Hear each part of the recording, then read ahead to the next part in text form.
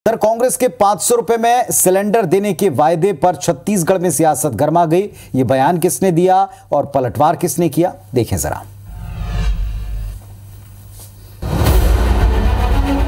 बुधवार को दुर्ग में आयोजित एक कार्यक्रम में सांसद रंजीता रंजन ने छत्तीसगढ़ में 500 रुपए में गैस सिलेंडर देने की बात कही, जिस पर भारतीय जनता पार्टी की विधायक रंजना साहू ने उनको खुली चुनौती देते हुए कुछ सवाल पूछे।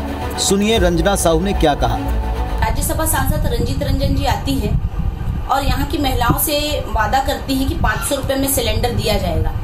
आपने अपना घोषणा पत्र में स्पष्ट किया कि महतारी सम्मान योजना के तहत हमारी सभी बहनों को 500 रुपए दिया जाएगा। आपने दिया क्या? हमारी बहनों से फिर से आपने वादे किए कि ग्रामीण परिवेश में मुफ्त में 4 सिलेंडर प्रतिवर्ष दिया जाएगा। आपने दिया क्या?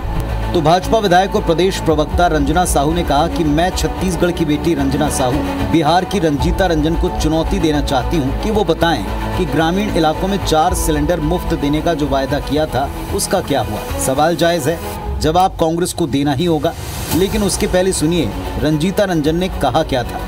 इस सब्सिडी से कभी भी देश में ना रिसेशन आया और ना ही महंगाई बढ़ी। कह सकते हैं कांग्रेस अब उसी रणनीति पर चल रही है जिससे उसे कर्नाटक में जीत मिली। वैसे यहाँ बीजेपी का सवाल ये भी है कि गैस सिलेंडर के दाम अभी क्यों नहीं घटाए जा रहे।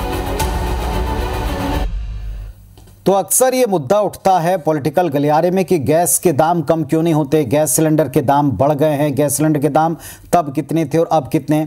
अब सवाल ये उठता है कि गैस सिलेंडर के दाम पर सियासी वार पलटवार के बीच ये तो देख लें कि गैस सिलेंडर के दाम तय कैसे होते हैं। चलिए आज हम इसी बात को डिकोड कर रहे हैं। दरअसल भारत में एलपीजी सिलेंडर के दाम मुख्य रूप से इंपोर्ट पैरिटी प्राइस आईपीपी के फॉर्मूले से ही तय होते हैं। इस आईपीपी का निर्धारण अंतर्राष्ट्रीय बाजार में एलपीजी के दाम से होता है, क्योंकि भारत में अधिकांश गैस की सप्लाई आयात पर निर्भर है।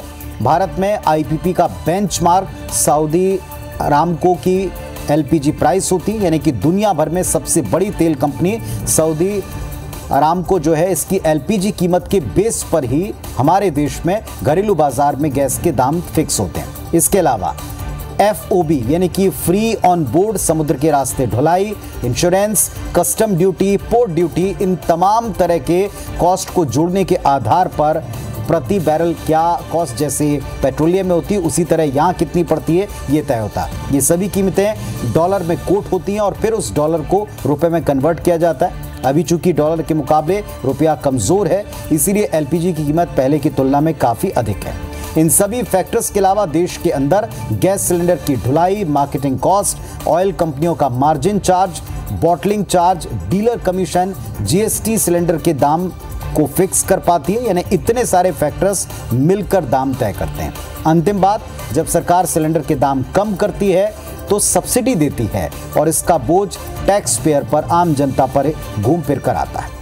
चलिए फिलहाल ये सियासत जो है इस पर नई नहीं है और ये बात भी तय है कि जब पहले गैस सिलेंडर लेकर सड़कों पर पकोड़े तलकर चाय बनाकर प्रदर्शन हुआ है, तो अब भी ये मौका विरोधी दलों के पास में है कि वो इन ऊंची कीमतों पर सत्ता पक्ष को घेरे।